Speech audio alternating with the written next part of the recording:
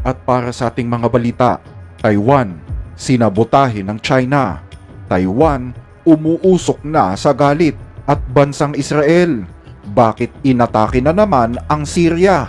Pero bago natin umpisahan ang ating mga balita, mangyari po lamang na i-like ang video ito para sa patuloy na paghahatid natin ng ating mga updates mula sa loob at labas ng bansa. Malaking tulong po ang inyong like para sa aming mga content creator. Maraming salamat po mga kababayan.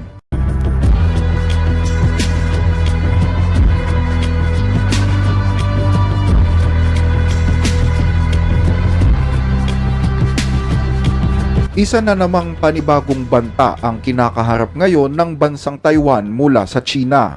Yan ay dahil natuklasan ng China ang isa sa mga kahinaan ng bansang Taiwan na pwede nitong samantalahin, na pwede namang lalong magpatindi ng tensyon sa pagitan ng dalawang bansa. Target ngayon ng China ang isa sa pinakamahalagang lifeline ng Taipei, ang mga undersea cables. Mga kable na nag-uugnay sa Taiwan at sa buong mundo at nagsisilbing tulay ng komunikasyon. Sinusubukan ngayon ng China na putulin ang mga ito. Kahapon, isang cargo ship ang inaresto ng Taiwanese Coast Guard, kung saan ang nasabing barko ay may nakasabit na bandila ng bansang Togo. Hindi pa malinaw ngayon kung sino ang tunay na nagme-may-ari ng cargo ships, pero lula nito ang mga nasa 8 tripulanteng Chino na inarestong lahat at dinala sa Taiwan. Ayon sa ulat, isang warning umano ang natanggap noong Martes mula sa isang telecommunications company sa Taiwan na nagsasabing may telecommunication cable na nasira sa dagat ng Taiwan Strait. Ayon sa ulat, sinusubaybayan ng Taiwan ang mga cable. Ganon din ang naturang cargo ship. Napansin nila na 4 na araw nang nakikita ang barko na nakahinto sa lugar malapit sa nasirang cable. Ayon pa sa ulat, araw ng Martes ay inihulog daw ng barko ang kanilang angkla at makalipas lang ang 1 oras ay nasira ang mga kable. Agad namang kumilos ang Taiwan Coast Guard at sinubukan nilang makipag-ugnayan sa mga tripulanteng Chino gamit ang speaker at radyo. Pero wala silang natanggap na tugon sa mga ito. Dahil dito, nagdesisyon ang Coast Guard na harangin ang cargo ship. Mabilis namang pinabulaanan ng China ang mga paratang ng Taiwan. Sagot ng China, taon-taon ay may mahigit 100 insidente ng pagkasira ng submarine optical cable sa iba't ibang bahagi ng mundo na itinuturing nilang pangkaraniwang aksidente sa karagatan. Dagdag pa ng China, hindi pa tiyak ang tunay na sanhi ng insidente at inaakusahan nila ang Democratic Progressive Party ng Taiwan na siyang nagpapalala ng issue sa layuning manipulahin ang politika sa Taiwan. Itinuturing ngayon ng Taiwan na seryosong usapin ang nasabing insidente. Sa katunayan, mayroong 50 kahinahinalang barko ngayon ang mahigpit na binabantayan. Kabilang na dito ang nasabing cargo ship. Napaghihinalaan nila ang nasabing barko ng Togo dahil hindi matukoy ang tunay na may-ari nito, at pangalawa ay dahil sa kahinahinalang pananatili nito sa Taiwan sa loob ng mahabang panahon. Naniniwala naman ang mga eksperto na ito ay isang panibagong banta para sa Taiwan. Posible anya na target ngayon ng China na samantalahin ang mga kahinaan ng Taiwan. Napakahalaga ngayon para sa Taiwan ang mga undersea cables na ito dahil dito umaasa ang ekonomiya at sandatahang lakas ng bansa. Kung sakaling salakayin ng China ang Taiwan, kakailanganin umano ng militar ng Taiwan ang mga kableng ito.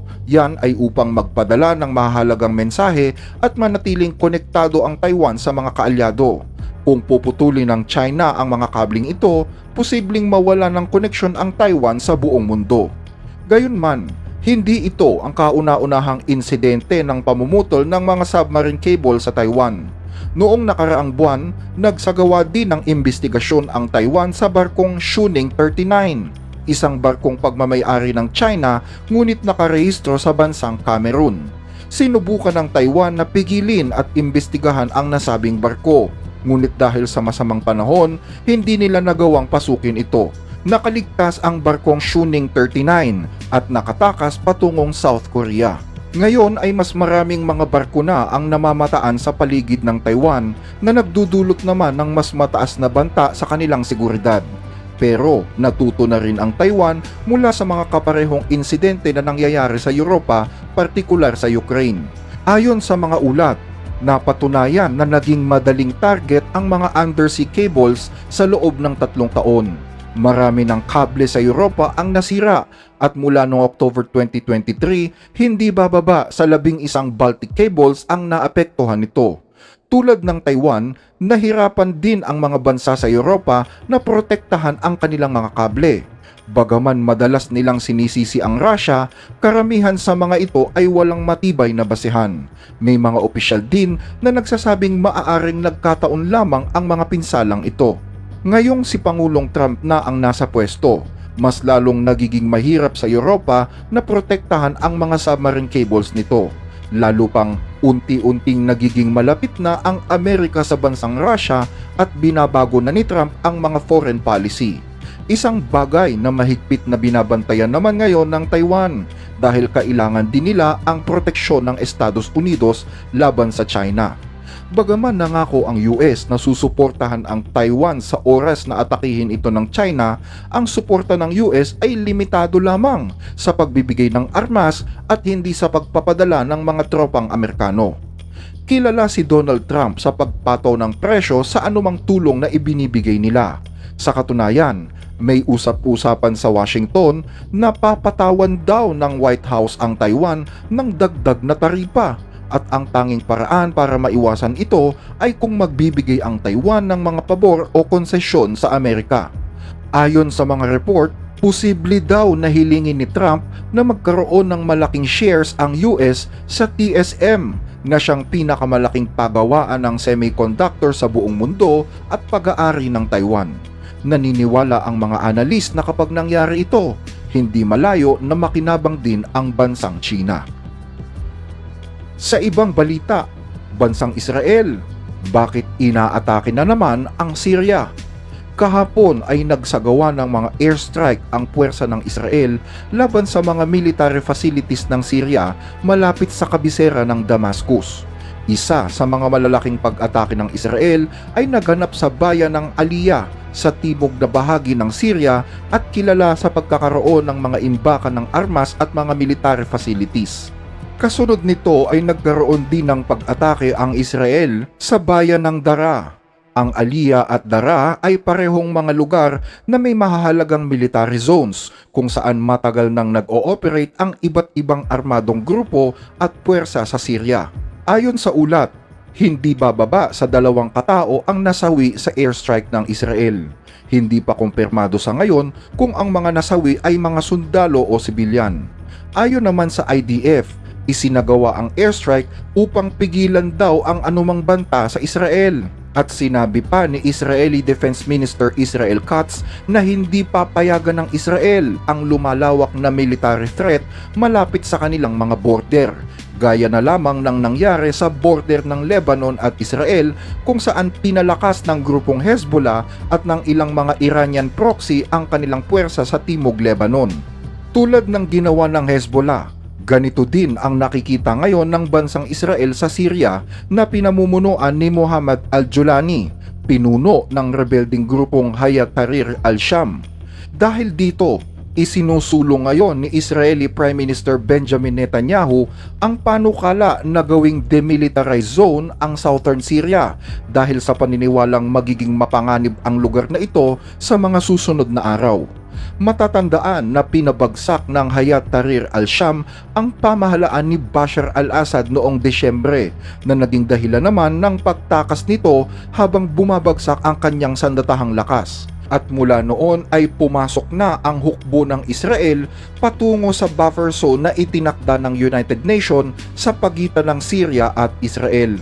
Kasabay ng pag-atake ng Israel, nagsagawa naman ng National Dialogue Summit ang bagong liderato sa Syria. Yan ay upang pag-usapan ang kakaharapin ng bansa. Daan-daang Syrians ang dumalo sa palasyo ng Pangulo sa Damascus kung saan kinundina nila ang ginawa ng Israel matapos ang summit. Binatikos ng mga Syrians ang ginawa ng Israel at sinabing maliwanag na paglabag ito sa soberanya ng kanilang bansa. Dahil dito, nanawagan sila sa gobyerno ng Israel na i-pull out agad ang kanilang puwersa sa mga teritoryo ng Syria. Dagdag pa rito, hinimok din ng Syria ang international community na tuparin ang kanilang obligasyon sa mga mamamayang Syrians at pigilan ang Israel sa patuloy na paglabag at agresyon nito. إدانة التوغل الإسرائيلي. We condemn the Israeli incursion into Syrian territories as a blatant violation of Syria's sovereignty and demand its immediate and unconditional withdrawal. We urge the international community to act against ongoing violations. Kasunod nito, naglabas na rin ng pagkondena ang United Nations.